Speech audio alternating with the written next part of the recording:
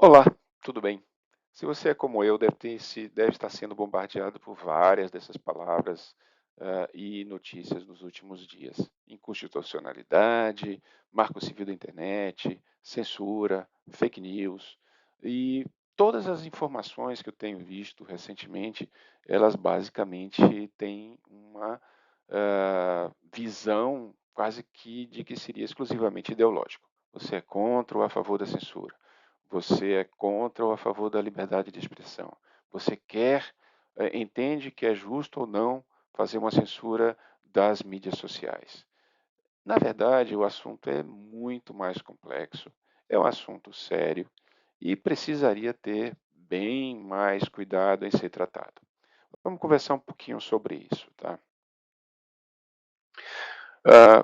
Para ajudar-nos, o Comitê Gestor da Internet criou um grupo de trabalho há mais de 2 anos e vem estudando justamente esse tema, junto com dezenas de pessoas e instituições, tá? São representantes do setor privado, de ONGs, universidades, imprensa, as próprias representantes de mídias sociais. Então, é um grupo multissetorial e produziu um resultado impressionante, condensado num relatório de 248 páginas, que vai ser muito da base do que eu vou conversar aqui agora com vocês.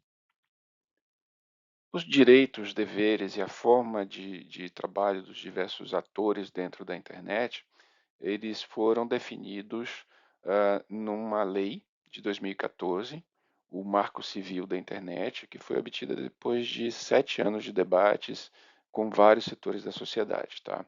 É uma lei muito bem feita, muito bem trabalhada, atingiu totalmente os objetivos, a maior parte dos objetivos, mas tem um ponto que está sob debate agora, que é um dos seus artigos, o artigo 19. Segundo ele, caso alguém não se sentisse bem ou se sentisse ofendido ou tivesse algum problema com alguma publicação, ele poderia pedir à plataforma para retirar, e se a plataforma se negasse a retirar, o único recurso seria através de uma ação judicial. Basicamente, o entendimento deste artigo é de que as plataformas são uma, um repositório, um local onde você leva as suas produções. Eu subo minha produção, você, as pessoas diversas colocam e elas vão se olhando as produções uns dos outros e vão julgando e vão dando likes e promovendo ou não, debatendo aquilo que é feito. A plataforma ela seria um meio neutro, portanto, onde essas ideias estariam sendo debatidas de forma bastante livre. Então faz muito sentido, dentro desse espírito, de que o judiciário seja o órgão que vá julgar essas eventuais desavenças e se algum item ou outro item deva ser removido ou não, eximindo a plataforma dessas responsabilidades. Se ela não fez, como que ela vai ter responsabilidade sobre aquilo, tá? Então a lei, em princípio, sim, é bem positiva e atende às demandas daquela ocasião. No entanto, ela é de 2014. Já são 10 anos. Em 10 anos, em sistemas de computadores, sistemas de internet, a evolução é semelhante a um século nos sistemas de transporte, por exemplo, né? Então, o entendimento, ou mesmo as práticas que as plataformas faziam ao longo, desde aquela época e ao longo desse tempo, elas mudaram. E houve uma evolução e a gente precisa estar de acordo com o que acontece hoje. Além do entendimento sobre as mídias sociais e a sua própria evolução nesse período de 10 anos, também aconteceram alguns marcos que nos fizeram entender que a sua atuação ia um pouco além de simplesmente a guarda daquilo que era a nossa produção. Em 2018, ficou evidente ficou claro, ficou demonstrado que o Facebook vendeu os dados de seus usuários e o problema não estava só na venda desses dados, que seria uma questão para ser debatida, se fosse no caso do Brasil, pela Lei Geral de Proteção de Dados, o acesso sem autorização. O que aconteceu é que a Cambridge Analytica, que os recebeu, utilizou o próprio Facebook para, com essas informações, direcionar resultados de algumas eleições durante aquele ano. E uma delas foi exercer um papel fundamental, que foi a do Brexit, e que acabou tendo a Inglaterra saindo da União Europeia.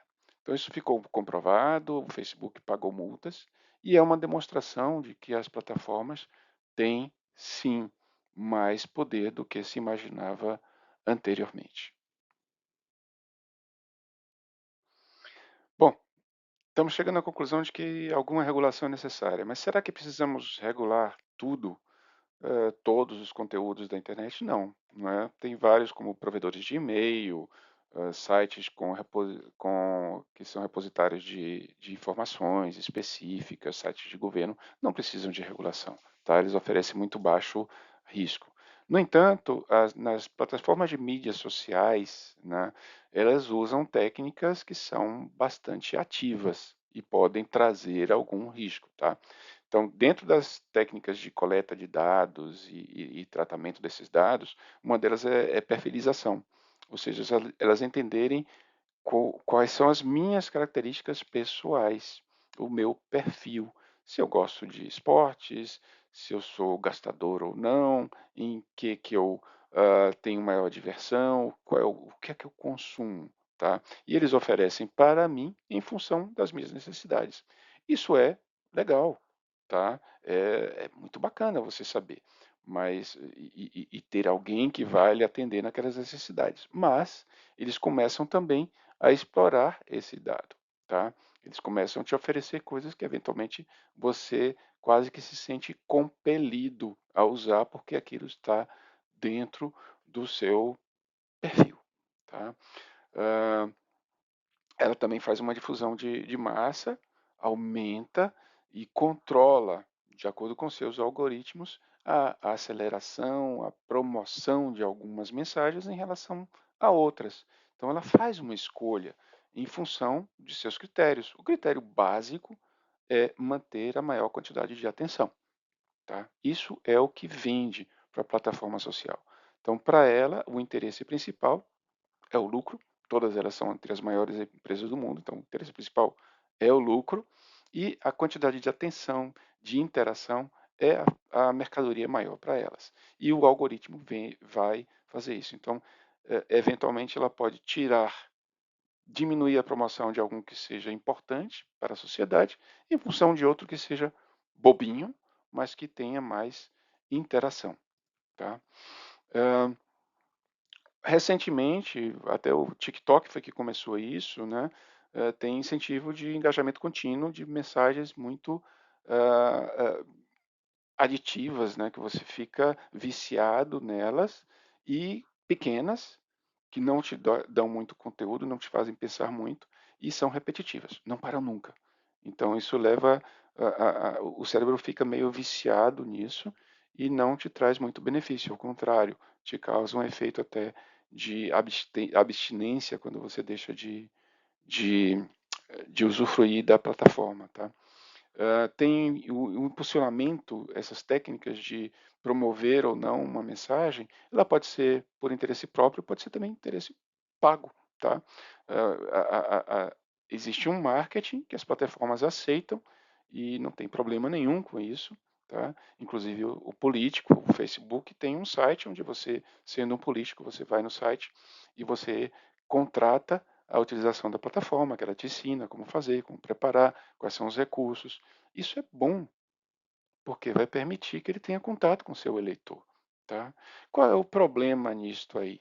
É se você não sabe se alguma coisa está sendo direcionada, se tem alguma mensagem que está sendo paga e para te levar a ter um determinado comportamento e ela é modificada de acordo com o seu perfil para que ela seja palatável e você aceite aquela mensagem sem que você saiba que ela foi paga, por exemplo.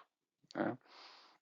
Então temos a publicidade direcionada e muitos outros. Tudo isso configura um ambiente de alta interferência no usuário, na sociedade. tá?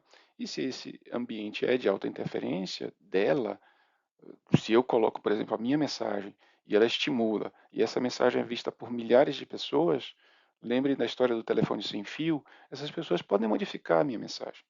Eventualmente, essa mensagem está chegando a um público que não era o meu alvo original, né? E essas pessoas vão reagir de forma diferente. Então, a plataforma ela colaborou para modificar a minha mensagem, não necessariamente com o intuito que eu queria. Ou mesmo se o intuito era o mesmo, o alcance que ela dá, a abrangência que ela dá, os setores pelos quais ela atinge na sociedade, vão fazê-la parte responsável também do alcance dessa mensagem. Inclusive, no direito brasileiro, diferente um pouquinho do americano, existe a figura da responsabilidade solidária, tá?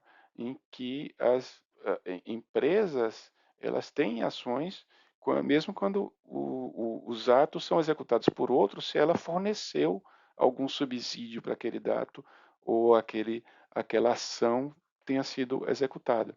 Então, o americano ele compartimentaliza um pouco mais isso, ele separa um pouco mais. A legislação brasileira ela trata com um pouquinho mais de cuidado a questão da responsabilidade solidária.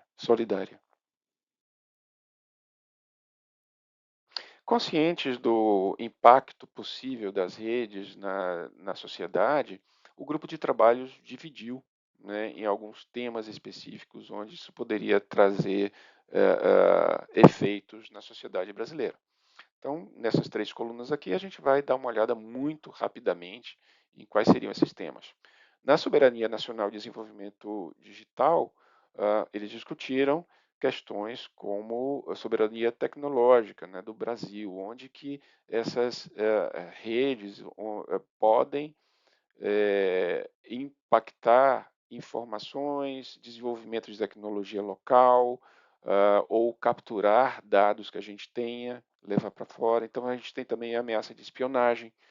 A maioria, a grande maioria, mais de 99% dos dados que a gente tem, trafegam hoje em dia por redes que não são exclusivamente brasileiras. Tá? Então, imaginem, nós não estamos em guerra com nenhum desses países, basicamente os Estados Unidos é o controlador dessas, tem também algumas na China. Imaginem se tiver uma questão de guerra, imaginem questões de espionagem industrial, elas têm os dados na mão. Então, quem garante que elas não estão passando para setores específicos e estratégicos deles? Então, é uma questão que o governo, o Estado brasileiro, ele tem a necessidade de estar sabendo um pouco mais a fundo o que acontece e não deixar na mão dos outros. Também tem a questão do fluxo de dados. O meu dado, ele não está aqui, ele está nos Estados Unidos. Tá? Como é que eu tenho controle sobre isso? A Lei Geral de Proteção de Dados diz que eu posso pedir e olhar o que eles têm guardado sobre mim. Como isso funciona se eles estão lá fora? Então, são questões relativas realmente ao Estado. Na concorrência, como eles têm a todas as ferramentas de perfilização, de tratamento de dados, eles conhecem mais de mim do que eu mesmo. Eles sabem mais de todos nós, dos nossos hábitos, para onde vamos, onde estamos no nosso dia a dia, do que nós, nossas preferências de consumo e tudo mais. Quem vai conseguir, como uma empresa, ficar livre disso e ser independente? Vamos estar dependentes deles. Tá? Uh, Em termos de concentração também de informações, de aquisições, dessa dominância deles, o próprio CAD nosso, ele não tem um foco em plataformas digitais, em estudar plataformas digitais. Então, precisaria ter um órgão específico ou nós vamos aparelhar o CAD para que também passe a fazer isso? Mas deixar solto faz sentido não ter nenhuma regulação, sabendo que eles têm todo esse poder. Vamos confiar, não, porque eles são bonzinhos. Não, não existe isso. Nossos pais não nos deixaram soltos quando éramos crianças. Nossas empresas não nos deixam soltos quando trabalhamos. Temos que seguir normas, temos que prestar conta do que fazemos. Não existe em nenhuma sociedade um setor que fique independente. tá? Além disso, ainda tem o efeito de rede. Todos os meus dados estão, por exemplo, com o Google. Todos os meus e-mails estão lá. As minhas músicas estão no Spotify. Se eu quiser mudar para outro, o trabalho é absurdo. O que eu vou perder por mudar de rede é gigante. Então, elas têm também um controle sobre o que fazemos que leva a um certo monopólio sobre nós mesmos e sobre as pessoas.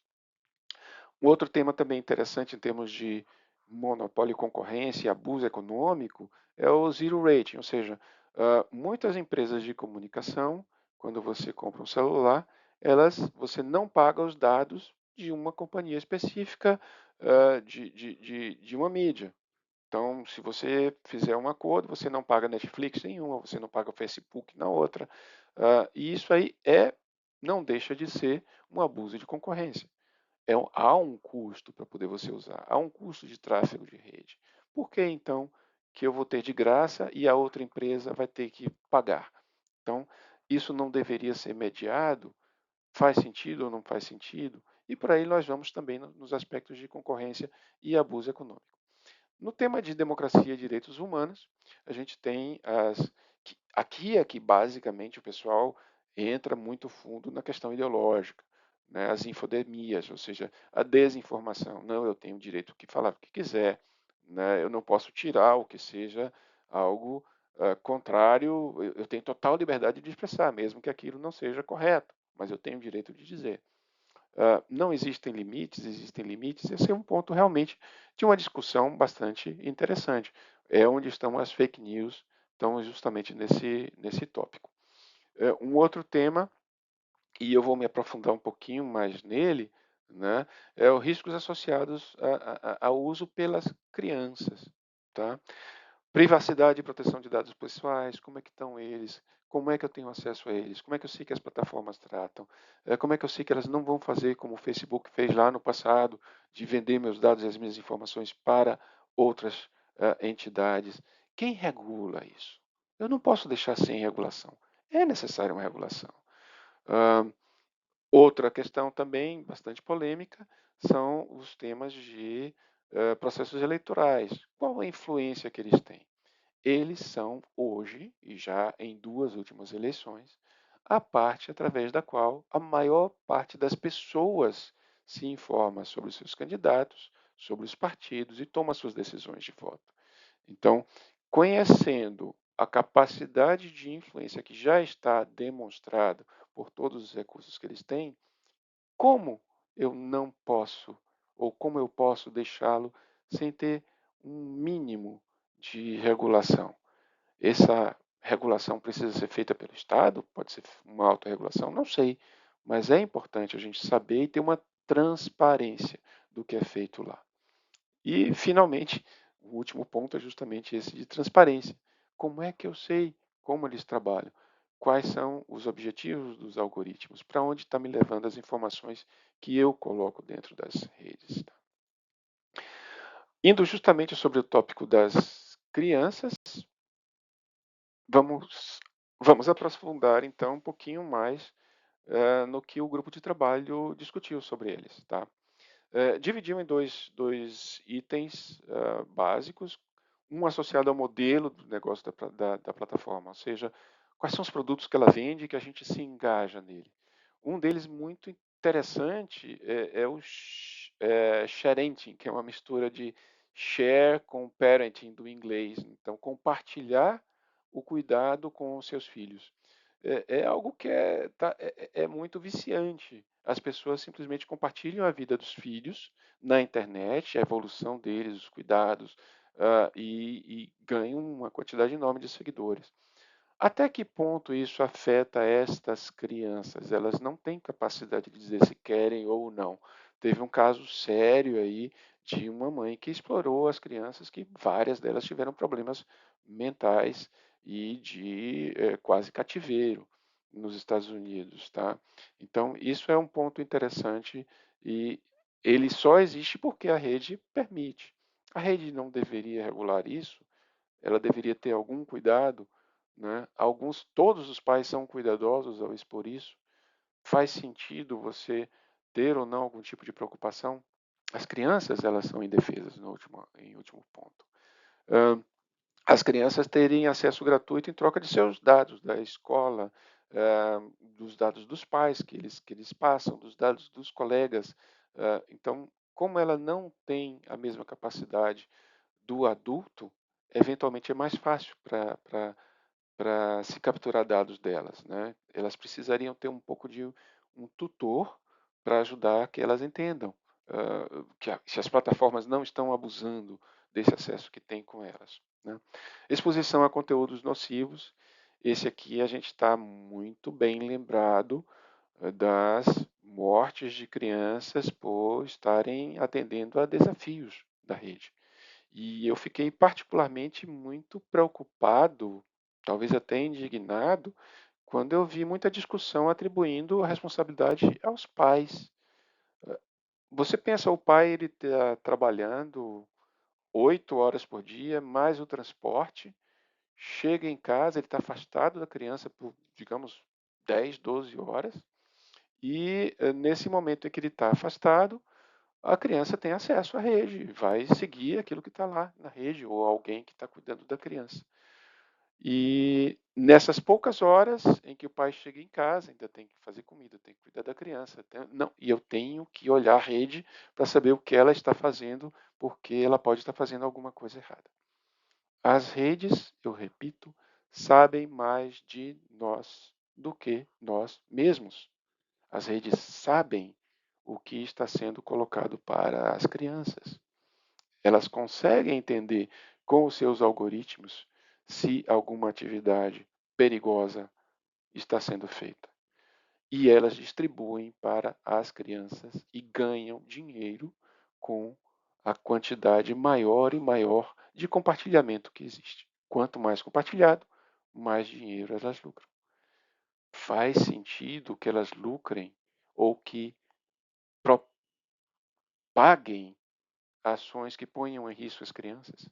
Elas teriam que ser as responsáveis por identificar e interromper essa cadeia perigosa, né? Não existe como justificar que elas não interrompam.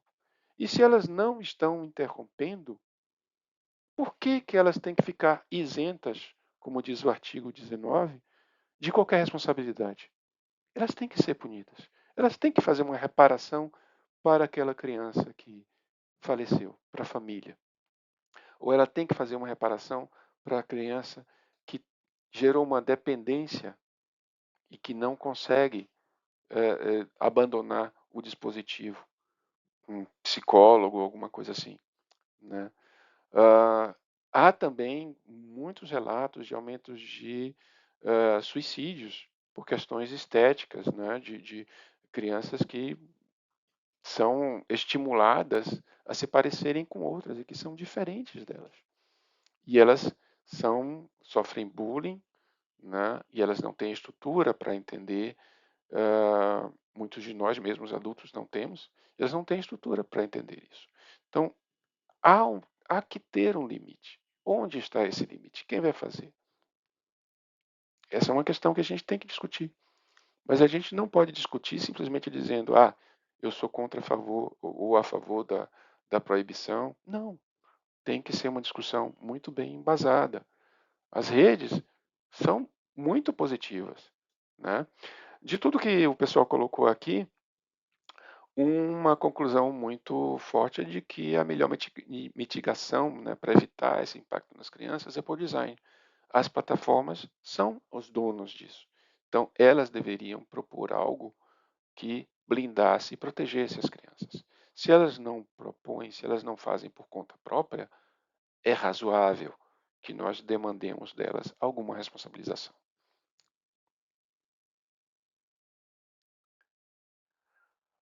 Finalmente, em termos de regulação, né? A gente já falou aí sobre a possibilidade de regular, ela existe. A Europa já regulou. As redes não saíram da Europa. As pessoas continuam utilizando as redes na Europa. Então é totalmente possível. Existe um mito também de que o artigo 19 é a liberdade total. Não, as próprias redes fazem regulação. Elas têm sua autorregulação. Então, elas já moderam os conteúdos, elas tiram aquilo que não lhes convém. Teve um caso recente no X em que o Elon Musk fez uma defesa da questão dos fazendeiros na África do Sul e o próprio a inteligência artificial lá do X, o Grok, o corrigiu. No dia seguinte, todo, toda a questão que se fazia para o Grok, né, para a inteligência artificial do X, ele respondia a pergunta que foi feita e adicionava um tema relativo aos supostos massacres que estavam sendo feitos de fazendeiros lá na África do Sul, fazendeiros brancos. Né? Então, existe sim uma intervenção das plataformas naquilo que elas produzem. A gente dizer que não existe é tapar o sol com a peneira. Então, se elas fazem moderação, e já faziam desde o seu início, desde a promulgação lá do artigo 19 do Marco Civil da Internet, por que, que só eles têm o direito de fazer a moderação? Né? Nós todos, como sociedade, podemos. E esse é o ponto. Como fazer? Essa é a questão. Não é se é adequado ou não fazer, é como fazer de uma forma que garanta a liberdade de expressão e garanta também uma responsabilidade para que não sejam feitas coisas deletérias à sociedade. Dentro desse grupo de trabalho, eles trouxeram alguns pontos de vista divergentes, né, sobre justamente esses limites, tá? Os resultados que poderiam ter. Então, se mantém a constitucionalidade do artigo 19, uma opção que você tem é melhorar a autorregulação das plataformas, é fazê-las mais transparentes. Dentro desse grupo de trabalho, uma das palavras que mais se ouviu foi transparência. É preciso haver transparência no que é feito. Tá? Ah, uma, o oposto à questão da constitucionalidade, se ela for definida como ok, é que ela seria completamente inconstitucional, 100% inconstitucional. Nesse caso, representando um risco para o Estado de Direito. Tá? Sendo assim, obrigatoriamente, se for inconstitucional, algum tipo de regulação, algum tipo de órgão vai ter que ser criado para poder fazer face a essa demanda. Tá? E há uma questão intermediária, né, que a gente vê aqui, não é nenhuma nem outra. No momento, quem está definindo isso é o STF, o que é realmente um problema. O ideal é que essa discussão fosse feita no Congresso. É quem faz as leis, é quem leva a demanda da sociedade, é o local onde a sociedade se faz escutar. Para um lado, ou para o outro, ideologicamente, para um lado ou para o outro, mas é o lugar correto. O STF não deveria. No entanto, se desde 2020 este tema está parado no Congresso, não há avanço por temas aí de discussões ideológicas ou o que seja. A sociedade, no entanto, tem necessidades e as pessoas vão recorrer ao judiciário. E o judiciário se sente, então, impelido, obrigado a reagir. É bom que isso aconteça? É, é o que há, mas não é o melhor. O ideal realmente é que o Congresso assuma a sua responsabilidade e passe a atuar e definir, discutir esses temas que são importantes, fundamentados, tirando a parte de ideologia e olhando realmente em questão de dados, como a gente viu. Entendendo-se que é necessária haver a regulação, o próprio CGI já fez algumas sugestões de possibilidades de como que isso poderia acontecer. Poderia ser como uma autoridade, né, um órgão, um gestor criado especificamente para isso, semelhante às agências reguladoras que a gente tem, a ANAC para aviação civil, a Anatel para temas de telecomunicações, a saúde. Poderia ser também um sistema de governança, tá? Não seria uma entidade, mas vários órgãos do governo e da sociedade se reunindo, debatendo e chegando aos consensos sobre essa regulação de uma forma pré-estabelecida, né? Ou ainda podemos entender que a melhor forma seria as próprias entidades, né? As próprias empresas de mídias sociais fazerem uma autorregulação. Não há nenhum problema em que esteja com elas, mas elas precisam ter uma formalização de quais são os processos, quais são os resultados, em suma, transparência e com uma intercomunicação com os setores da sociedade multissetorial, né? Isso é sempre colocado, a transparência e o multissetorial estão sempre presentes nas sugestões do CGI. Então, o que não pode existir é realmente só um regular. Como eu comentei antes, é um mito dizer que não existe regulação. Existe. Hoje existe. Desde a promulgação do marco da internet, existe. Só que quem regula é a rede, sozinha, e sem transparência, sem nós sabermos quais são os critérios. Ela determina que mensagem vai viralizar, que mensagem vai diminuir, né, em função de suas necessidades e prioridades. Então, isso efetivamente não faz muito sentido. Finalizando, eu queria informar que o processo de discussão ele continua, tá? Até o dia 16, o CGI está recebendo colaborações.